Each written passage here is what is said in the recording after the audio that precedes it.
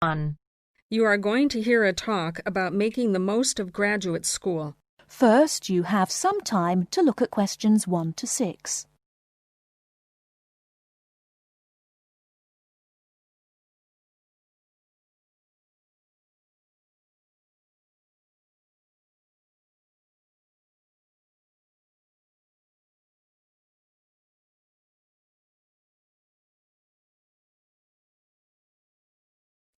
Good afternoon. Welcome to you, new entrants to the graduate school.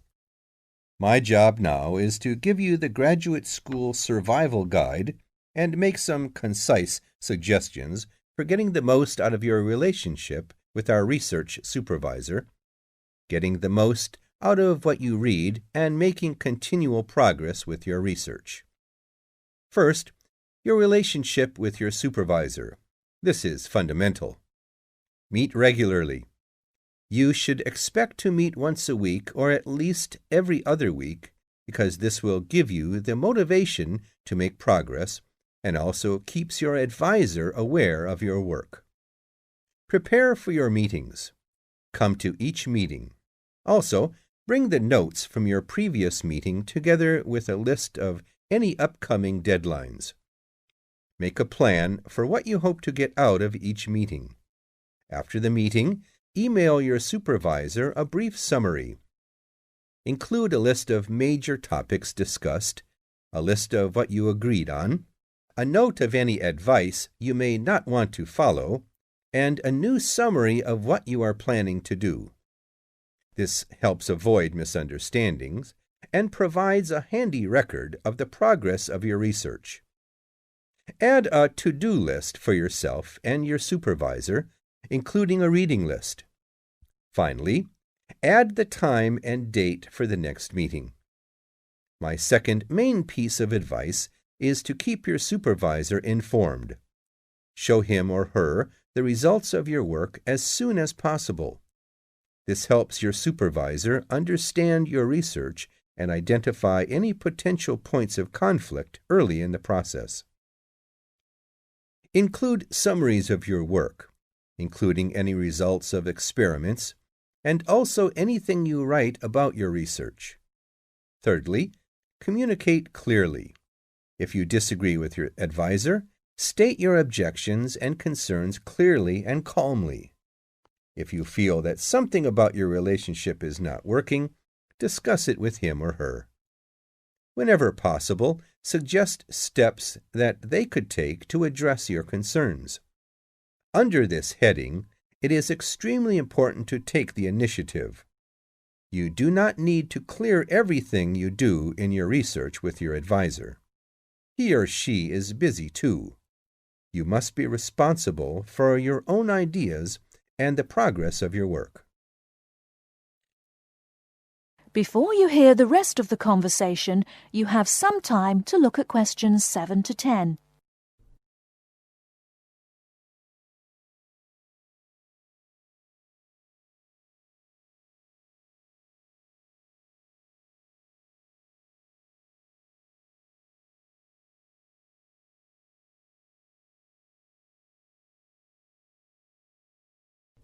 Now listen and answer questions 7 to 10.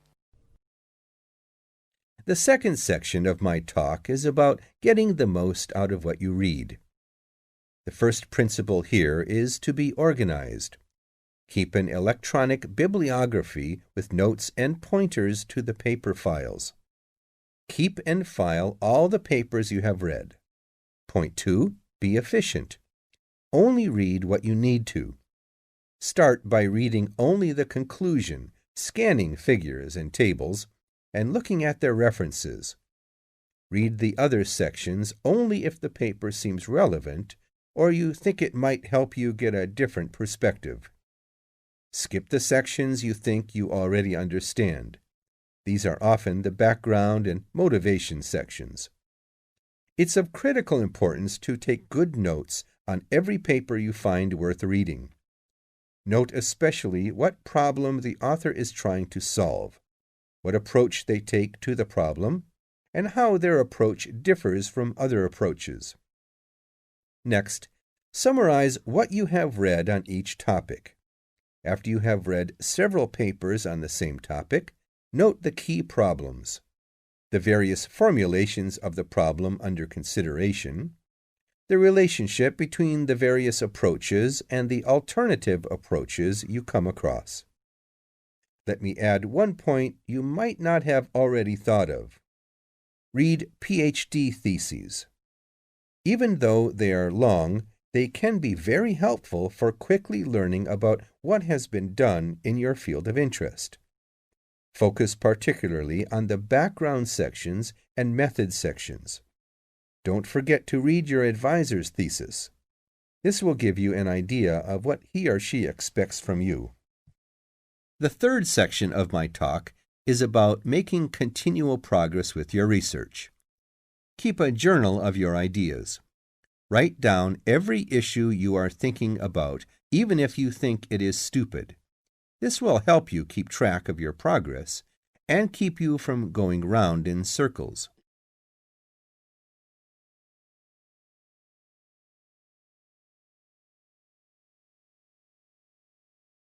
That is the end of part 1. You now have half a minute to check your answers.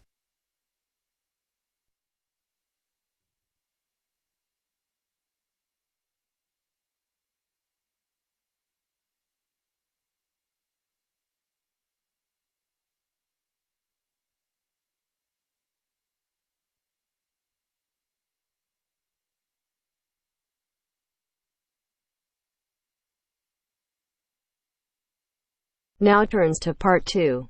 Part 2. You will hear a conversation between a customer and a shop assistant. First, you have some time to look at questions 11 to 15.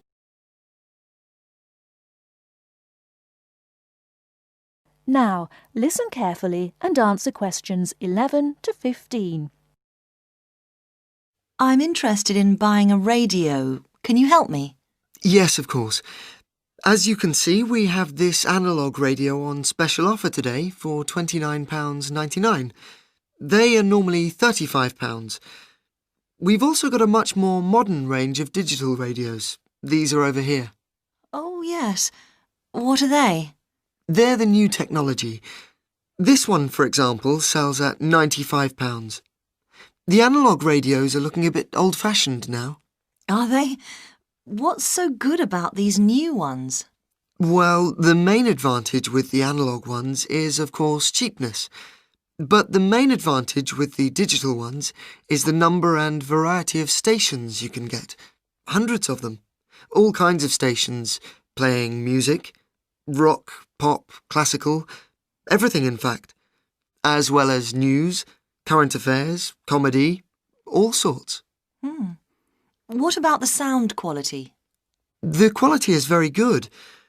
Under certain circumstances, you can get amazing sound quality with analogue, but this is usually with very expensive radios which would normally be part of a hi-fi sound system.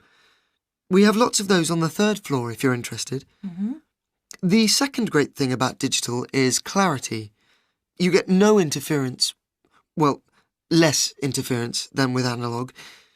You get a very clear and clean sound. Well, I want a radio for the flat I share with 3 other friends of mine. Well, you want something that will last. The analogues come with a 1-year guarantee, but the digitals have a 2-year guarantee, which is extendable to 3 years if you pay an extra £26.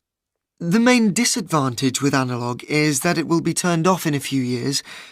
We don't know exactly when, but sometime. But what about the batteries? I've heard that they use a lot of batteries. That probably is the one disadvantage of the digital radios. The battery life is not very long, but they all come with rechargeable batteries, which really solves the problem. Before you hear the rest of the talk, you have some time to look at questions 16 to 20.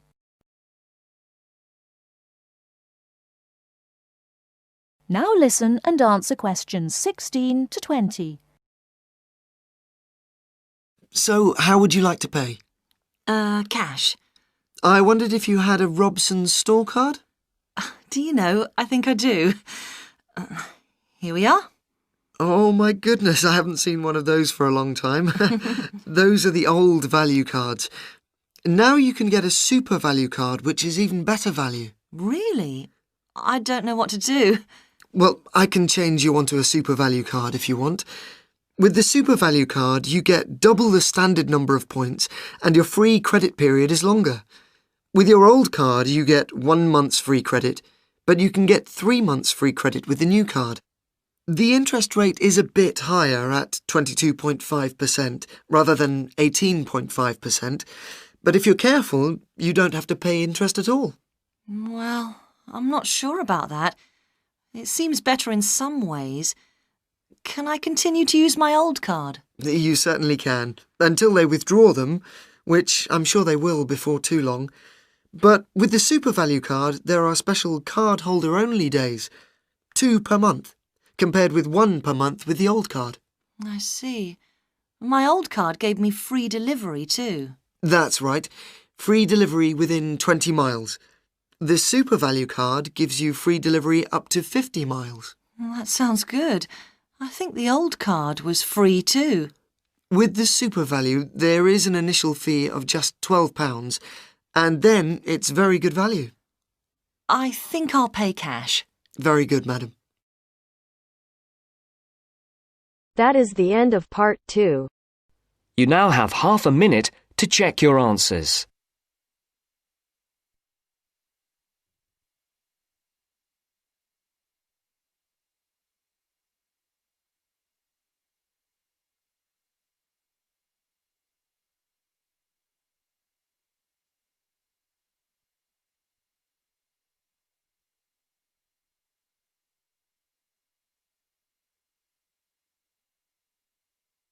Now turns to part 3.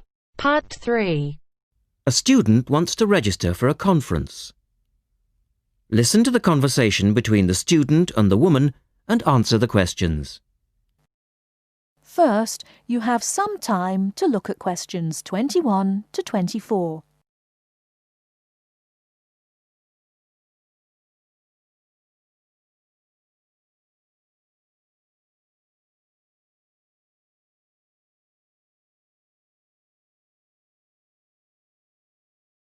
Now, listen carefully and answer questions 21 to 24. Good morning. Can I help you? Yes. Is this where we register for the Beyond 2000 conference? Yes. What's your name and I'll get your conference bag. Well, I haven't actually registered yet. I was told I'd be able to register today, so I hope that's okay. I've just arrived in Melbourne. That should be fine if you're a student. I'll need to take your details though. So, can I have your full name? Yes, sure. It's Melanie Mitchell. Is that Mitchell? Yes, that's right. And that's Ms., not Miss. OK, fair enough. And what's your address, Melanie? I live in student accommodation at Sydney University, so my address there is Room 66, Women's College, Newtown. OK. And which faculty are you studying in? I'm in the Faculty of Education. I'm doing a Master's in Primary School teaching. Right.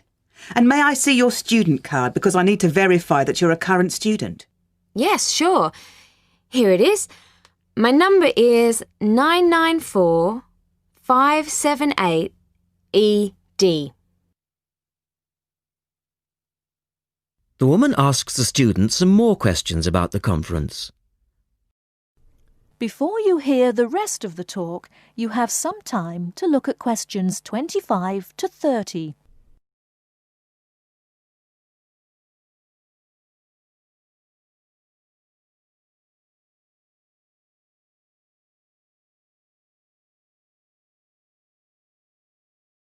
Now listen and answer questions 25 to 30.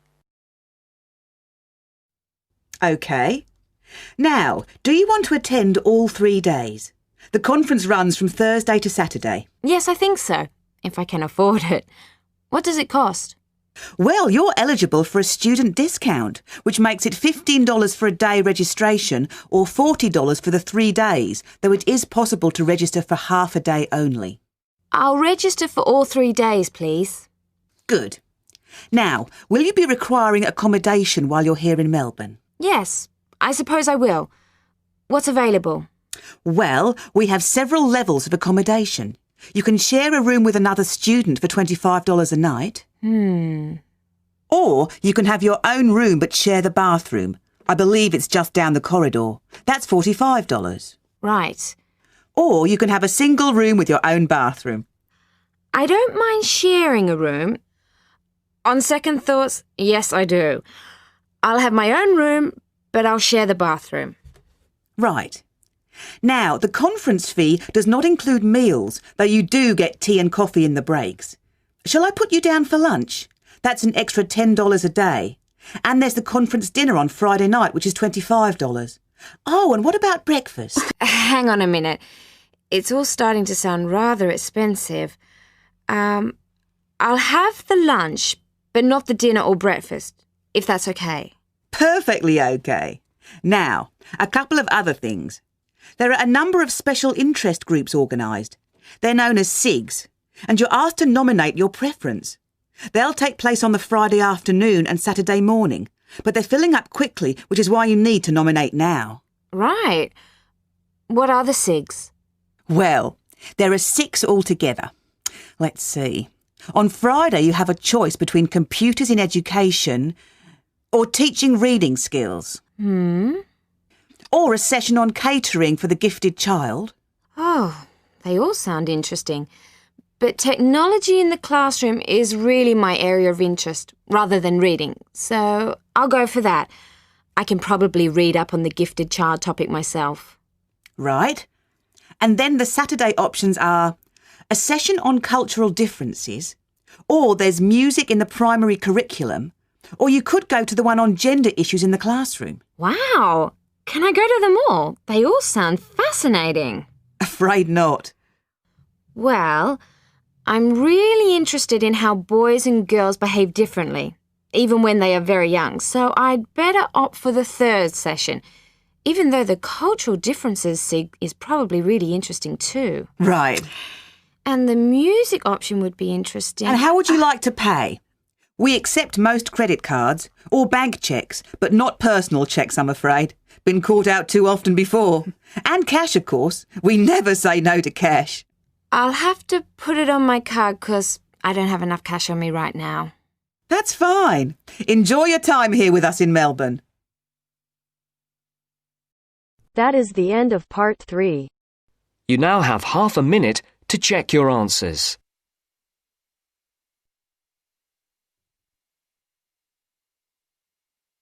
Now turns to part 4. Part 4. You'll hear a discussion about how to manage time. First, you have some time to look at questions 31 to 40.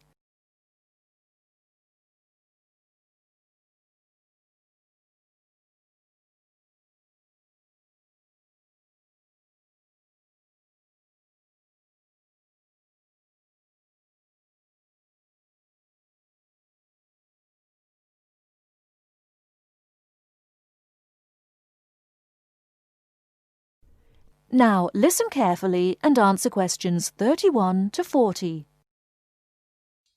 Good afternoon, ladies and gentlemen. The topic for today's discussion is time management. It's very important that you develop effective strategies for managing your time to balance the conflicting demands of time for study, leisure, earning money, and job hunting. Here is an exercise which will help you to identify areas in which you might be able to improve your time management. Try to answer the 40 questions as honestly as you can, and then score yourself from 1 to 4 in each area. You have 5 minutes to finish them. Okay, please stop and look at the screen. According to your answers, you can find in which area or areas you get the minimum scores, and I can give you some strategies to improve them. I find I get the lowest score in the area of using lists. I don't have the habit of keeping a list. What use does it have? Keeping a to-do list is a useful reminder system to tell you of when you need to do what. Don't try to remember everything in your head. Carry a pen and paper or organizer wherever you go to write down the things you need to do, including appointments and deadlines. Do you think a daily list of tasks is necessary? Yes, it is an excellent way to focus your mind on important objectives. Make sure you update your list daily, crossing off completed tasks and adding new tasks. Urgent or important tasks can be highlighted with an asterisk. I find it difficult to set goals. How do I set myself specific and clearly defined goals? You must make sure that these goals are realistic and achievable. To do this, you first need to examine your present situation and assess what goals are important to you and what action you need to take to achieve your target. I am in the final year and trying to find a job. I can't combine the pressures of intensive study with finding time to apply for jobs. Sometimes you need an alternative route to your goal in case you have to change your plans. For example, taking a relevant postgraduate course if you can't get a job. Whenever the examinations sneak up, I start getting nervous. I don't know how to organise my time to deal with so many subjects. You should have a regular venue for revision, such as the library, where you're free from distractions. Plan out a revision schedule or timetable so you devote enough time to each subject. You can also use past examination papers when revising to familiarise yourself with the sort of questions that might be asked.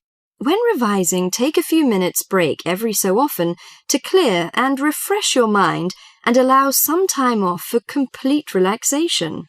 I'm always late for everything. You know, the deadline of papers and seminar reports. Sometimes I cannot make decisions immediately, so I ignore them on purpose. So you fall into the area called procrastination. I think it's important that you manage your fear of doing things you don't want to do, and realize that the fear is often far worse than any possible negative results. The best time to do something is usually now. Taking action generates the energy for further action. That is the end of part 4. You now have half a minute to check your answers.